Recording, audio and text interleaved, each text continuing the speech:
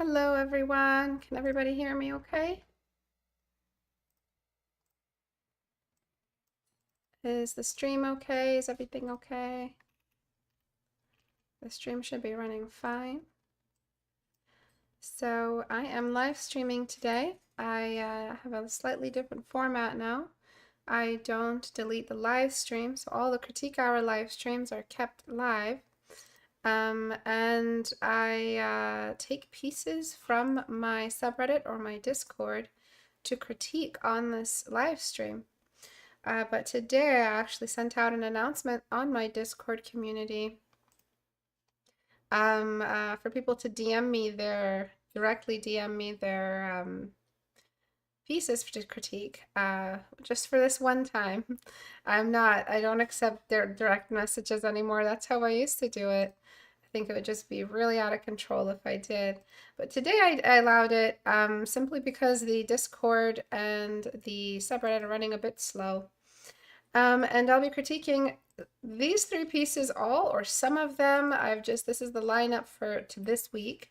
So either today or Thursday, I critique these. I'm going to see what I can do. If I can get them all done today, that'd be really cool. But who am I? What am I? What am I doing here? I critique art. I am an art instructor, and you can submit your work. You go to istebrak.com and click on the subreddit icon. That'll take you to my subreddit. This is where I prefer people submit their work, but I also opened a channel through my Discord, my public Discord community. There is also my private Discord community for patrons, for apprentices only. They currently have an assignment. We're talking about character design and costume design. If you're ready to build a portfolio and you want an assignment, you want deadlines and a little bit of accountability, but a little bit of flexibility as well, you can join me on my Patreon. And I also have some stuff in my store if you guys want some. I have a masterclass on portraits, I have some brushes, and I have Portrait Studio as well. I have not been featuring Portrait Studio enough. Things have just been a little bit overwhelming in my community lately, and I've been taking a bit of a relaxed kind of approach to my channel. Just waiting, experimenting with this not deleting live streams thing. The channel is growing apparently. So I think YouTube punishes you if you delete live streams. I think if you delete anything, it punishes you. And I have just been trying to kind of approach things a little differently with Critique Hour. But we're still here. We're all gathered, and we're going to talk about art for a little bit. So this one was posted, and the artist said that they are drawing a witch character, a witch vampire type character. Or some kind of dark theme character. And here there's a measurement discussion in this one, and in this one it's about making the character look like they're part of the illustration or part of the background. So let's jump into this one first. So if you look at this one, other than the fact that you added kind of a pale complexion or discoloration or desaturation, there's nothing really telling us that she is a witch character, that she is a witchy type of character. Other than her black hair and slightly red eyes, nothing else is speaking that same story. Everything about the painting has to speak the story. Can't just be the costume. It has to be her expression. It has to be her body. It has to be her presence. It has to be her expression mixed with her features, the type of features that she has. So it's not really helpful because I just Googled witches in movies. And then if you Google vampire female characters in movies, you're going to get a crazy mix. You're going to get kind of a random, eclectic mix of different interpretations of what a witch is. And most of these you find one similarity, which is very, very striking features. They usually cast women that have strong features like her. I'm kidding. And we tend to see characters that have larger eyes, sharper noses, sharper features, all of those things. Sorry, my cat just jumped on. No, not right now. Big cheekbones, strong bone structure, all of those things kind of just harken to that classic image of a witch. Yeah, you might not want to play with that. You might not want that in your work. You might want to draw a pleasant face, and she has a very pleasant expression, and that's kind of the striking features, that her features are very pleasant, but she's also like a murderer. She's a vampire and a witch. You're doing a lot, but you also just gave us a very, very simple expression that you kind of see in a high school photo. So we have to do something with this expression to show that she, one, has dabbled in Wicca and the dark arts, and two, lived a very, very long life. You have to be able to make some space for breaking what you initially wanted to do. You have to make space for that. You have to be able to allow yourself to adjust your initial intention. So an expression, it can be very subtle. Let's just kind of try to straighten out her eyebrows and give them more of a darker weight to them, meaning that there's a bit of a boredom with life. Usually you see that in vampires, but also some level of curiosity, so you can raise one of the eyebrows up.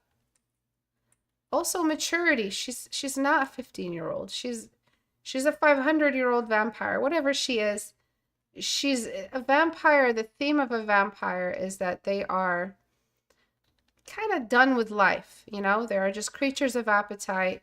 But again, they can be tempered as well. And so if you're a character design artist, you want to be able to throw in a little bit of a mix there so that we can really believe your character exists in this world.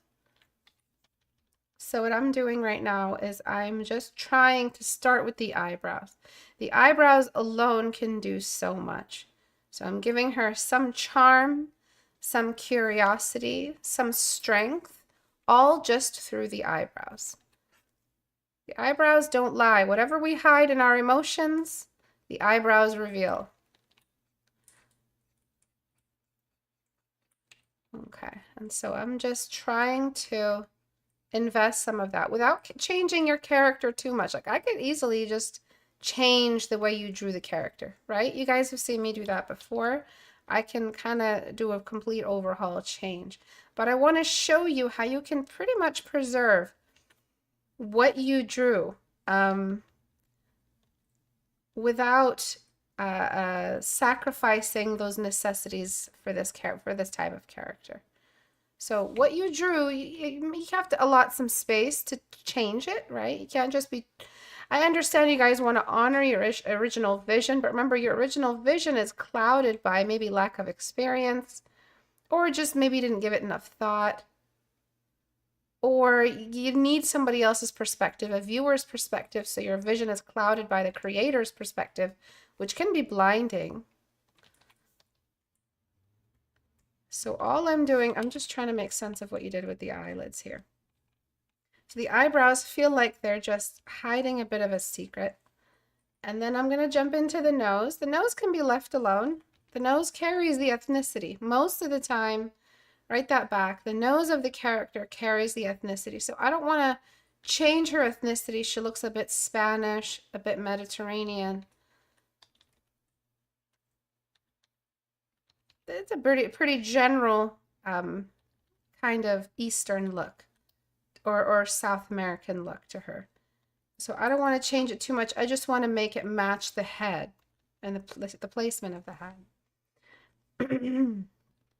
Okay, so the next thing I'm going to do is kind of get rid of these value shares that you have. We don't need that sharpened edge. She has a very rounded nose.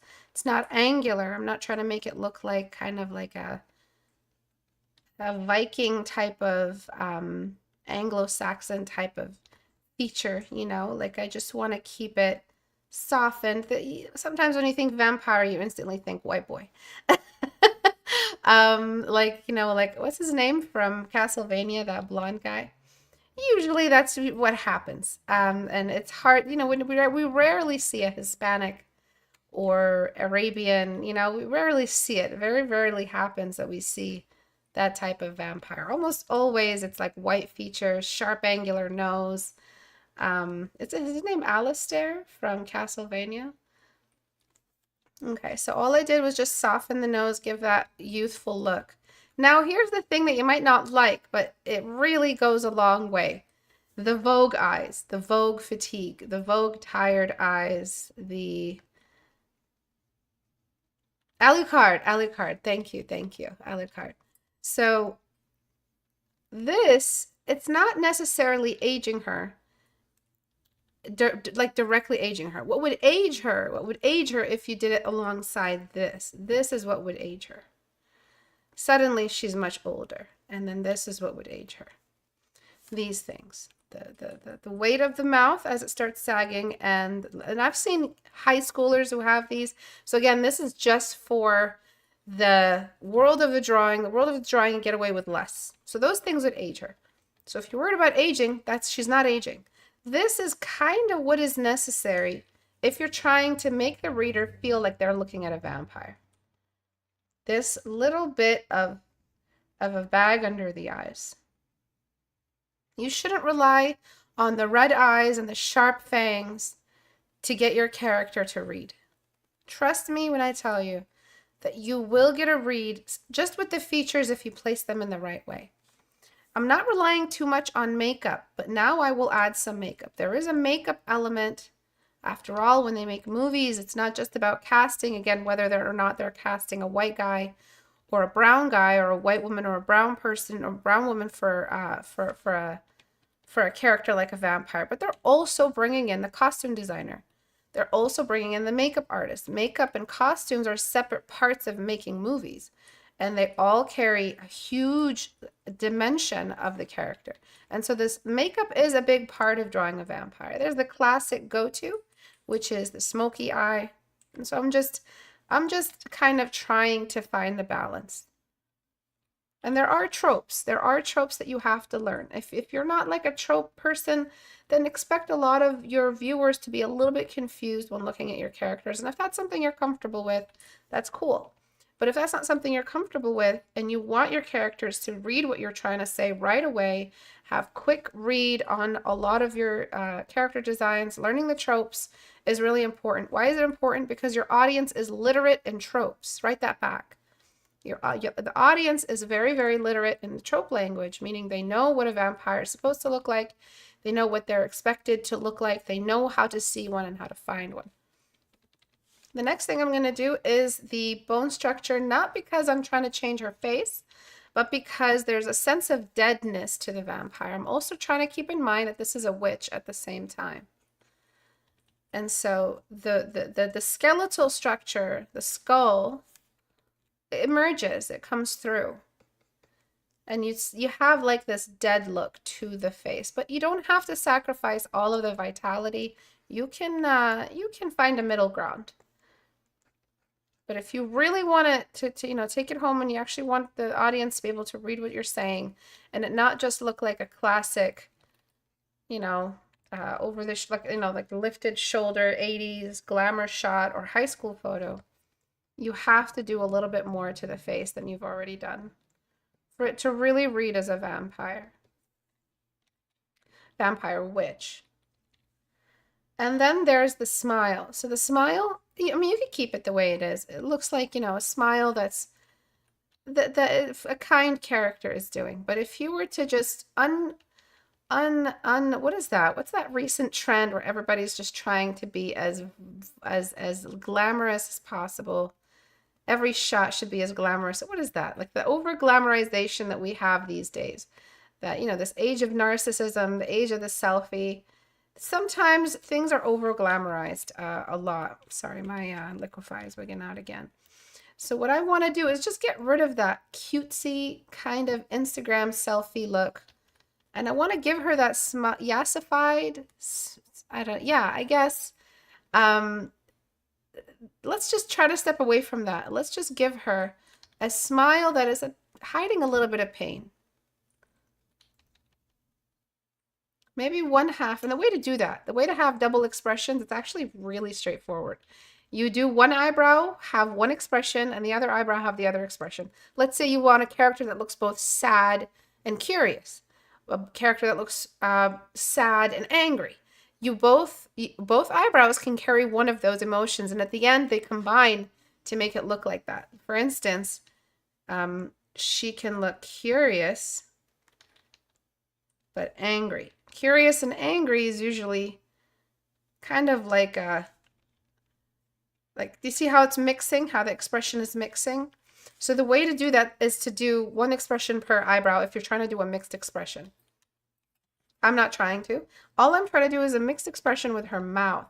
And we have a symmetrical face, so we can throw one emotion for one side. So let's not let one side smile. All right, so this is her which side? Her curious, not curious, her wise side. Her side that kind of understands the magic of her world, spent a lot of time studying this magic. And then her vampire side, which is a little bit more curious, a little bit more of an appetite. Okay, and so we have less of a basic smile and more of a smile with a bit more dimension in it. Again, I'm trying to like work through this in a quick way. And then the smile should not just end at the edge of the lips. It should have a bit more musculature to it. And I just, I'm trying to make it look more of a wider muscle expansion than just a cute little dimple at the edge. Then there is the placement of the highlight of the cheek. It could expand a little bit further.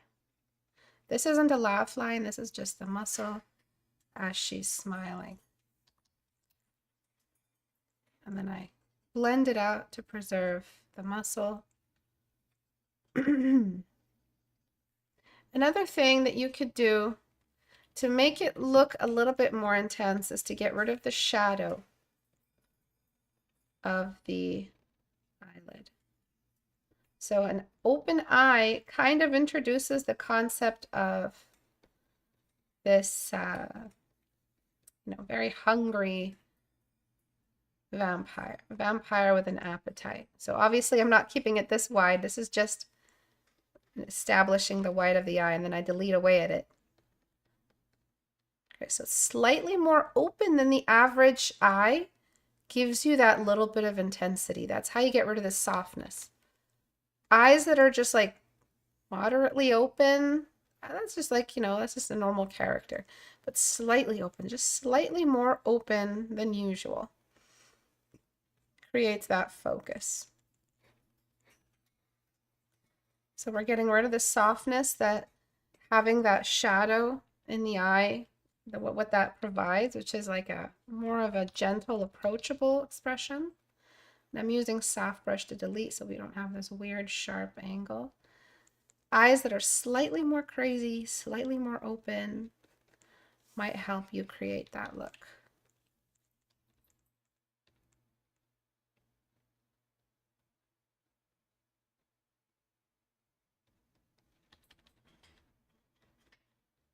So I'm just opening up the eyes just a little bit more. This can work for both the witch and the vampire character. The eyes are very asymmetrical. Flipping the canvas will reveal a lot.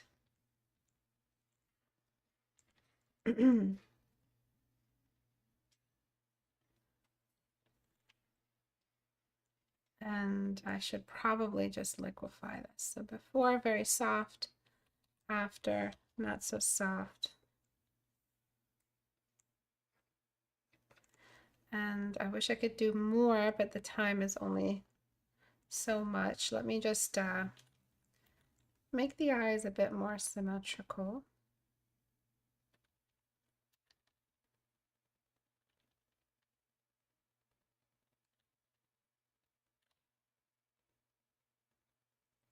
Looking directly at us. And the corners of the eyes are not quite matched either.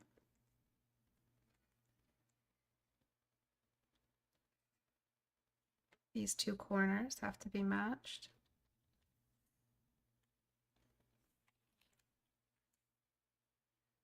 If I were you, like if this was my drawing, I'd get rid of the smile simply because it's taking away from this effect that you have, which is this both witch and a vampire, which is a crazy mix to try to pull off. It's hard because both borrow from the same trope. And then you asked how to make the hair look heavy. So hair, not heavy, like flowy and graceful, and that's by making it look heavy. I think what you've done so far with the hair is that it's conveniently just out of the way for us to see the face. You can start throwing some of that hair over the face, and to make it look graceful and make it look like it has some grace to it and flow is to introduce the presence of gravity in the hair. Gravity on very thick, luscious hair creates these beautiful curves. Wherever the hair is heaviest and thickest, we have these really, really strong curves that respond to gravity. So meaning we have these really obvious linear curves, like linear flowing, everything is just getting pulled down. So your brushstroke is fast and it's linear. It's not like, flowy like curly hair, gravity defying. It's more moving with gravity to create that graceful look. So that's how you can create that.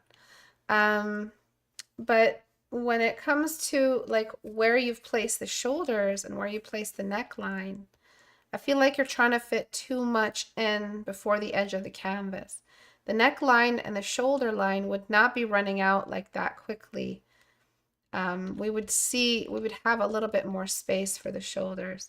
And maybe the curve of this side of the hair is not as symmetrical as this side. And then maybe you can throw in maybe I can just brush stroke it. Maybe you can throw in a strand or two. Just close your eyes and just don't worry too much about covering the eye, because it's not, you're always going to try to show the eye more than you need to.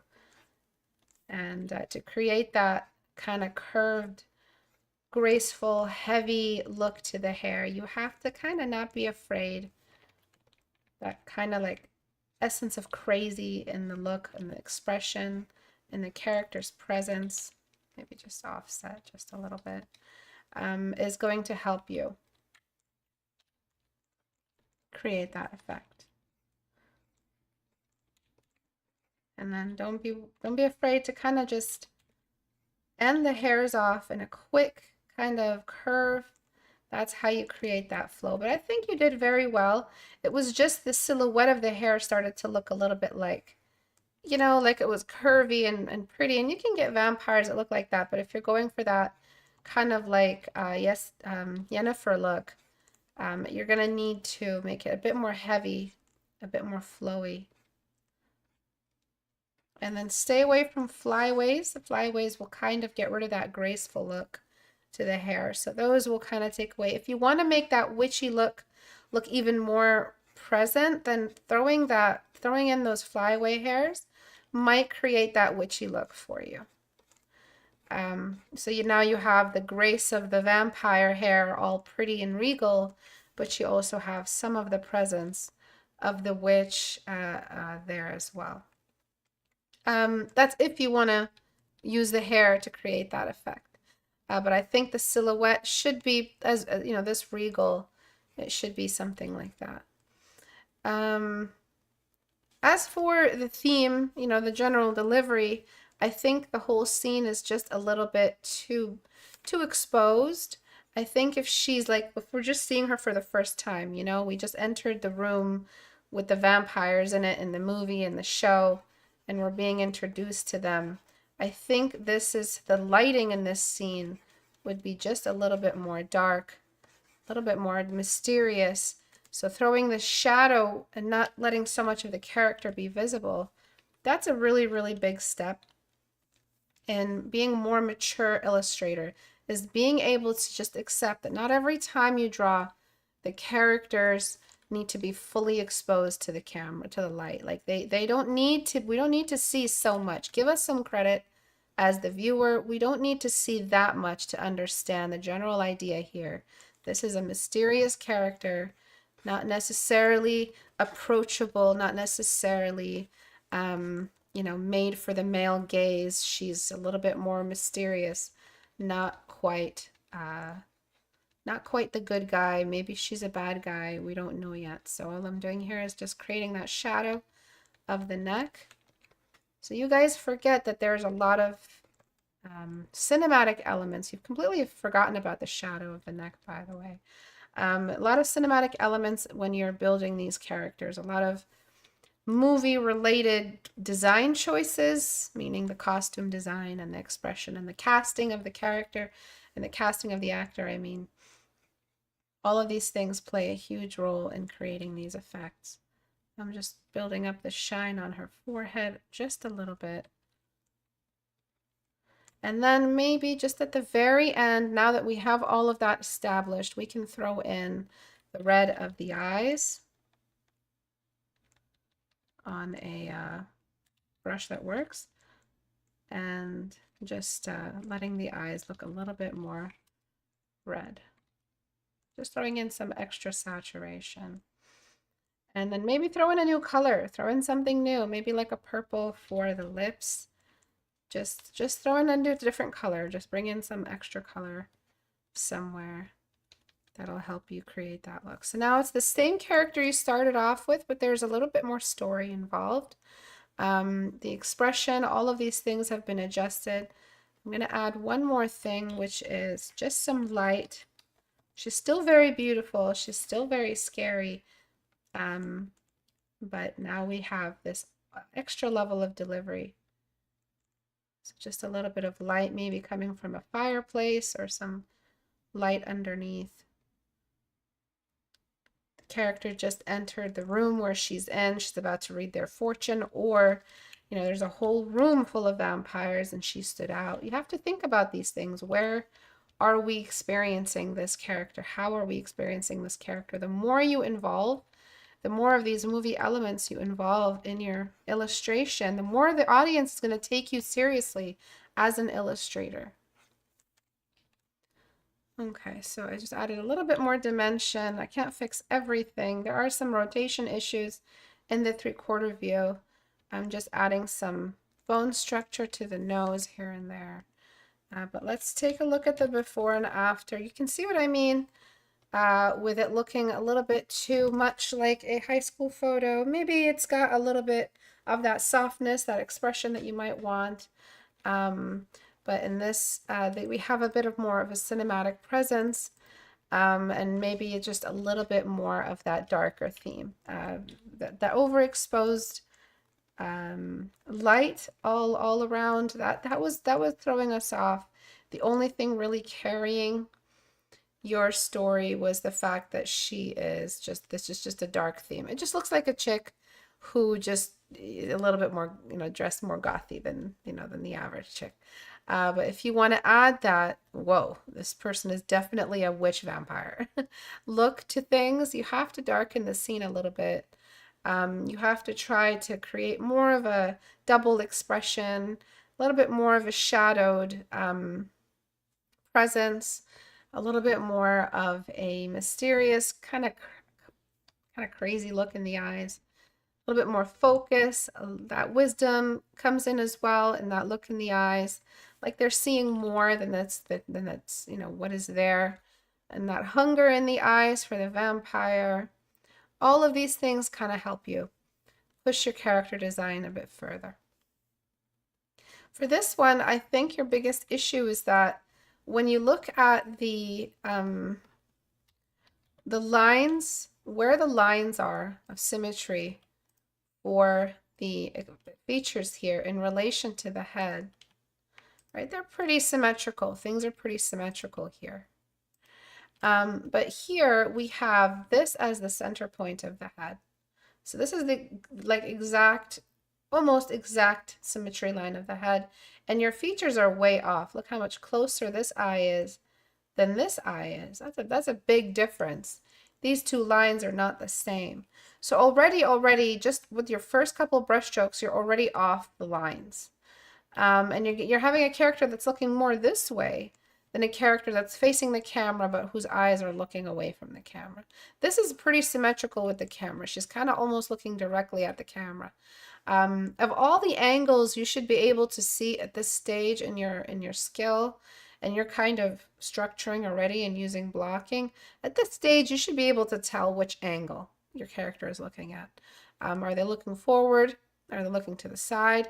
If you can't tell the difference between three-quarter view and front view, something's got to change in your study style.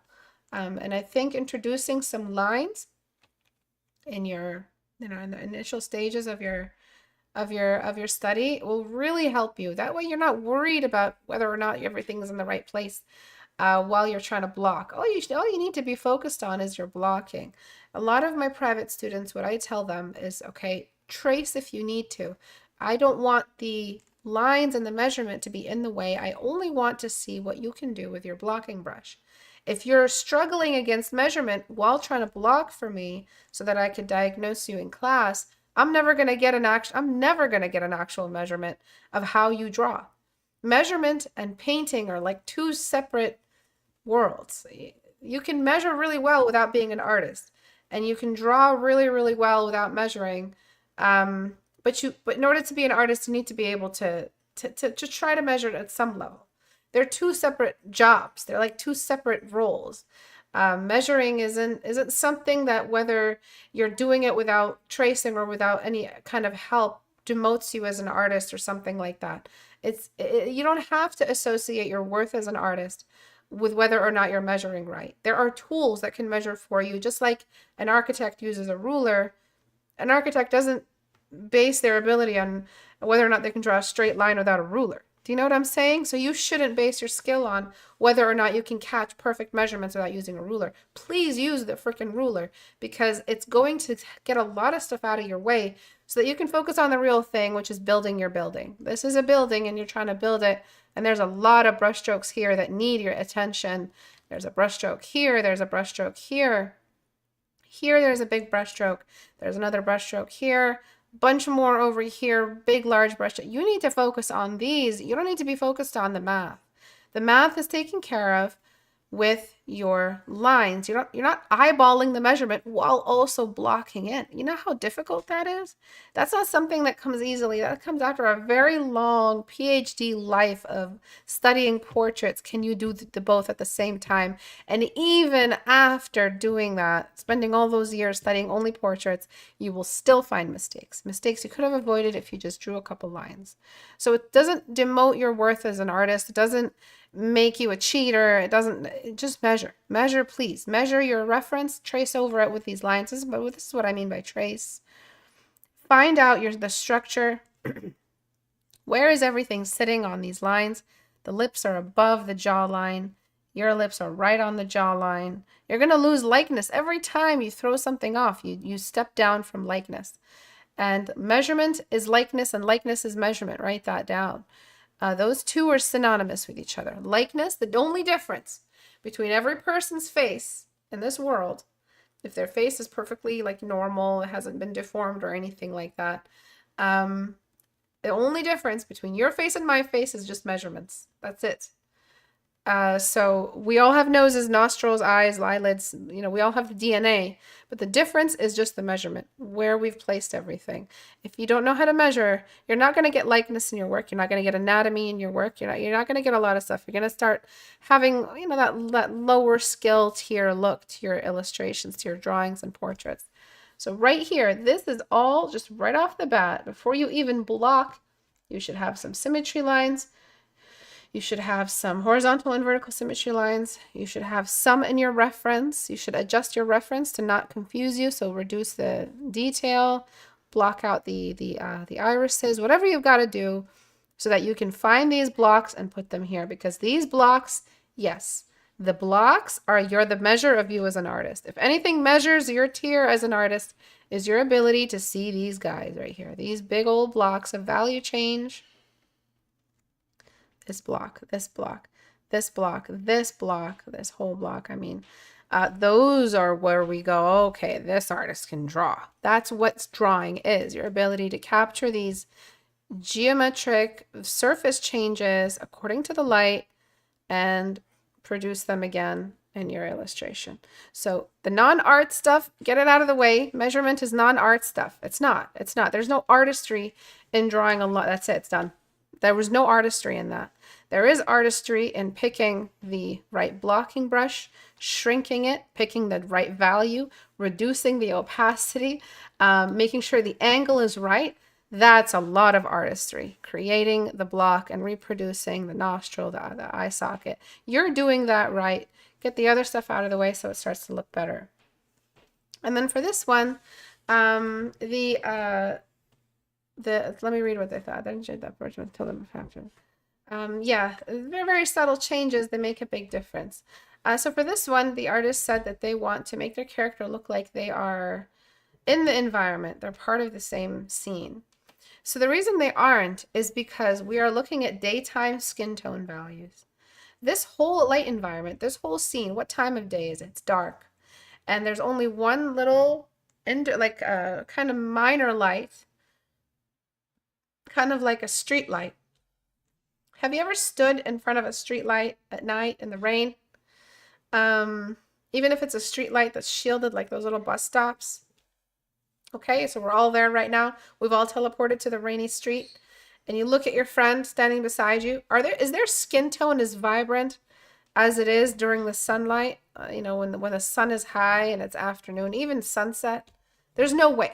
There's just not enough light to feed your skin like that, so that the light enters your skin, emanates back out through the subsurface, under the surface of your skin, creating that subsurface effect, giving the skin even more vibrance and saturation. None of that stuff is happening in this kind of environment. Even if the little street lamp is warm, it's still not going to make that difference.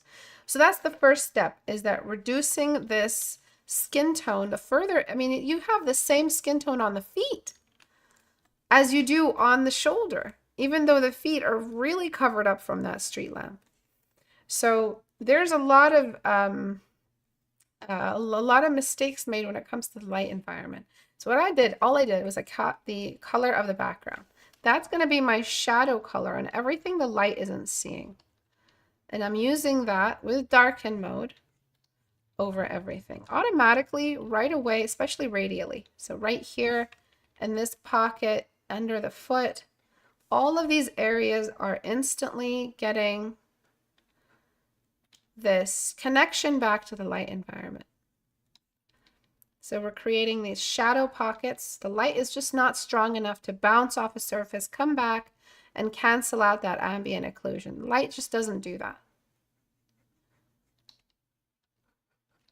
So this is the first change that I did. Okay, I adjusted this light environment. Okay, before, after. All I used is the background value. That's your go-to. If you're ever confused, how do I make my characters look like they're in the environment? You're answering your question. You grab the environment color and you use it on your character. You use it both in a shadow mode and in color mode. Both of those things will make your character look like they're living in that world, because that's the color of the environment. That's the limit. If you have a whole sun all the way out, that's the light environment. That's the ruler of the, what's the biggest object that surrounds the character? Usually the sky. What time of day is it? That's what decides how much of your character we're seeing. And I'm just darkening this arm. Another thing I want to do is also get the values to read.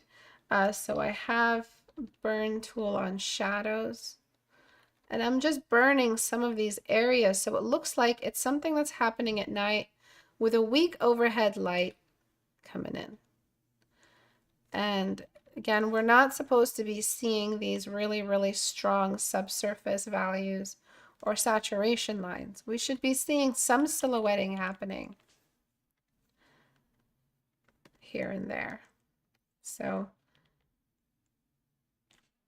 I'm just cooling down the shadow.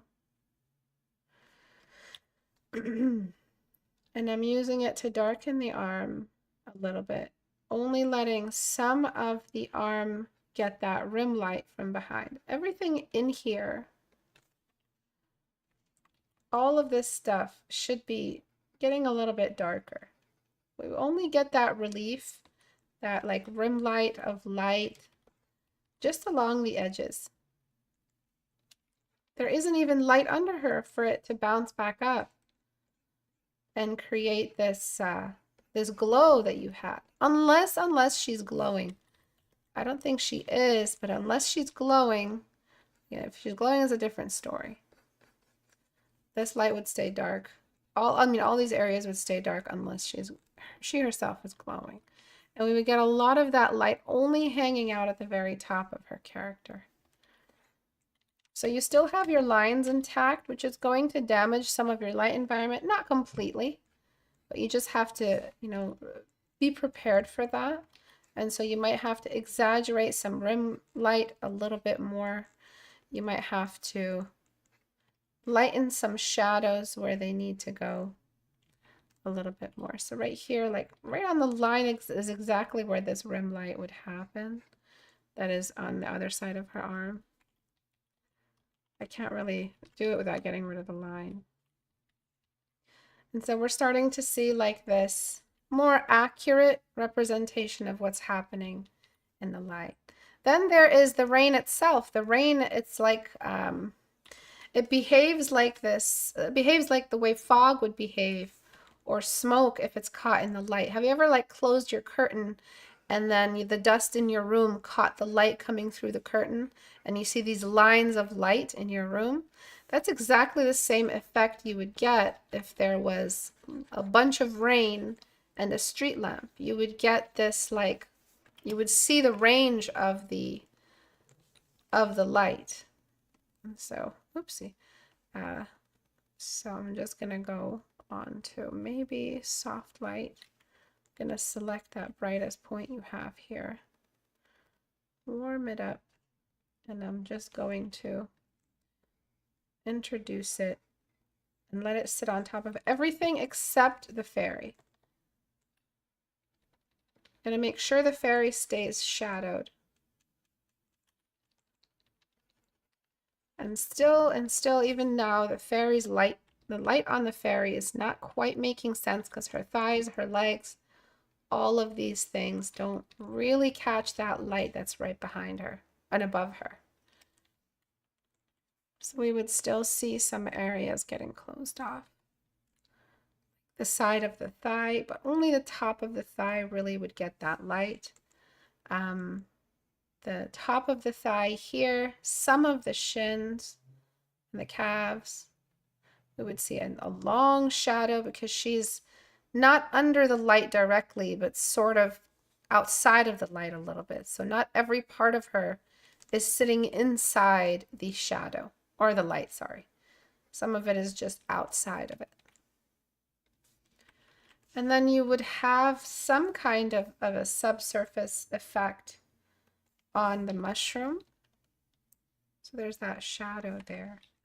Let me darken it a little bit more and then merge.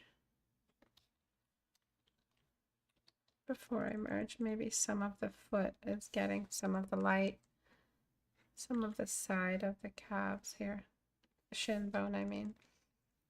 Maybe just a little bit.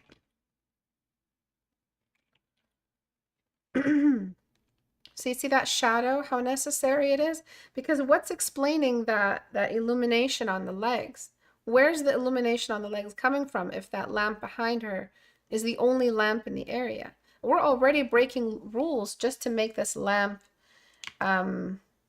just to let her be visible under this light. Really, she would be completely eclipsed. So we're already breaking a ton of rules. So let's do some last minute little illumination. So with midtones, I'm going to duplicate the layer.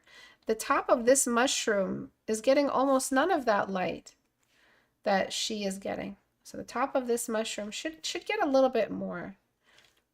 I don't know why my dodge tool is so strong. Okay, and I'm just going to do it both in midtones and highlights. And I'm just going to delete wherever I didn't want any of that. So I'm highlighting just for the mushroom right now. So that's why I'm deleting away at her. So that just the mushroom is getting some of that light, which it should. And then I'm highlighting this little area here of the mushroom should get some extra illumination. Should get something. Shouldn't be just completely opaque. There should be some light coming through. And I did this again in a new layer so that I could delete away what I don't want. The worst thing you could do is just overdo it with dodge tool. It looks very cheesy and it looks very amateurish. So always make a new layer so that you can delete away at those areas. And you can get your subsurface scattering in the right spot. And there's that stem. So that stem might block out some of that illumination. And that way it's not just completely like it looks like a bark or it looks like some kind of tree. I don't know what just happened. Oh, okay, the layers got moved. Okay, so just a little bit of extra illumination along the edge. Another thing you could do is maybe place in some illumination along the very, very outside, the skirt of the mushroom cap, just so it looks like it's a lamp. Okay, so let's take a look at the before and after from where we are here. I feel like there are some issues with the bottom half of the illustration. It just keeps going. It should be blocked off a little bit. Let me merge that down. Oops, that's not the history. My brain is not working. All right, so you can see how before, after, before, after. So what we did is we darkened some areas using the background value, created some more believable light, verse object reflection. So we're actually eclipsing some of the light a little bit. And now the parts that are illuminated by the light make more of an impact. It's not just the whole character is visible. You saw like a similarity between two of these illustrations today, that you guys are just overexposing your drawings. There's too much visible of them. And then, of course, there's the light of the mushroom being caught in the rain, more of the rain being caught inside the mushroom. So right here, we don't need to see this much of the rain on the dark half, because the rain would mostly be visible on the light, under the value of the light. You can break some rules, obviously. I'm going to darken the upper half of the canvas and the lower half of the canvas using the same value, just so we can create a cutoff point for the illustration. Every illustration has that little border on the bottom, just so that the eyes are, framed in some level and told where to look. So before, after. So I feel like that's what's missing. And it's such a magical piece. I really think you did a lot with it. For the stems of the mushroom are a little bit, are they also glowing? See, that's the question. If they're not, then they should start to get darkened the further they get from the light. So the lamppost, just think of it as a lamp, like a street lamp. Does the lamppost, what does it do if the light is on it? It's only illuminated in some of the areas. It's not illuminated in all of it. It's illuminated along the furthest point of the cylinder on a gradient. So let me show you what that looks like. So I darkened the whole thing, and then on a gradient, I'm going to delete away at what I darkened. Do that with this one too. And again, just cleaning up. So we have to think about the light is overhead the cylinder. So what does that do to the cylinder? So we have a gradient of light. And I'm deleting radially until I get to the very top. So that makes sense. If this is a light as well, by the way. We also need a special little lampshade effect for that one. So let me do that before I forget. That way I know what to do. So we have soft light on that color. And then we have that light coming through. And then we have the deleting.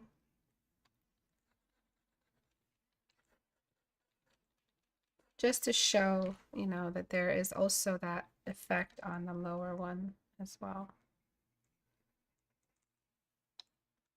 It's just slight, you know, it's not as strong as the one on top of it.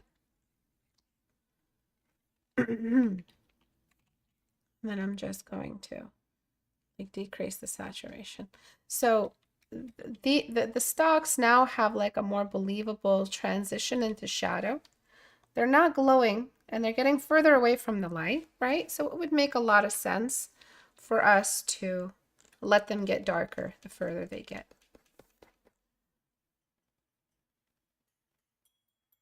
Okay, so before, after, it just makes a little bit more sense.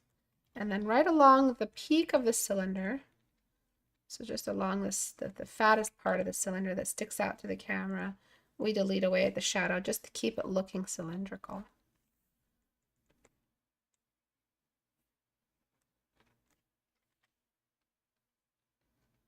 And then the leaves should probably get some of that light here and there.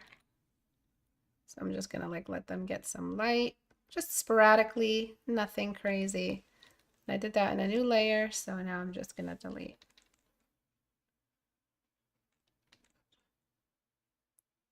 So lots of different topics today, tons and tons of different topics.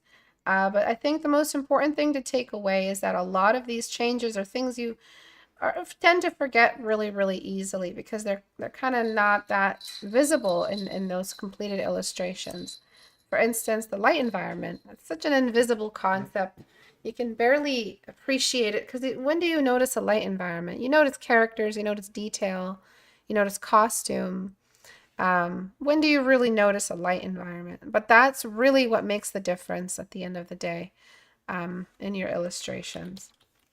And then expression, when do you notice that, you know, on that level? So before, after, before, after. And then there's measurement. Measurement is something that is really easy to ignore because you think the artist's process, measurement is just granted. It's just given that you're going to get the right measurement the first time. Because you're just gonna, it's just gonna happen because you're an artist. No, measurement is something you can't neglect. You have to make sure you don't skip it. All of the things that we covered today are kind of like mysterious things. They're kind of hidden. They're covert. They're just out of the way. Of course. Oh, and happy birthday. That's your birthday today. Aw. Um, yeah, happy birthday. And I'm happy you got your critique. So yeah, try these changes if you if you like them, if you feel like it's something that you want to see in your work, even if you just apply just the skin change, that pink skin, that kind of really, really sunlit skin, you might just want to change it to a more of a nighttime skin tone to make a little bit more sense with the environment. Even the arm is still a little bit too bright for what's happening around her. She's in front of the light, so technically she should be fully eclipsed because she's on the stem in front of the light. If she's directly under the light, you can keep it like that, maybe add in a little bit more glow. Just find a balance between the background value so you can get that silhouette and that rim light. So I hope today was helpful for you guys. Thank you all for hopping in to the live stream. I'll see you guys this Thursday, hopefully at 5 p.m. Eastern time for another batch of critiques. Thanks everyone for hopping in. If you guys want to get your work critiqued, all you got to do is go to istebrak.com and click on the subreddit icon right here. There's also the Discord. Today I took critique requests through DMs. If you want to be able to DM me, you just have to join my Discord and send your request, and I'll be able to take a look at your work. But only this time I've accepted DMs. I'll let you guys know if I accept it through DMs again. Bye, everyone. I'll see you guys this Thursday. Bye-bye.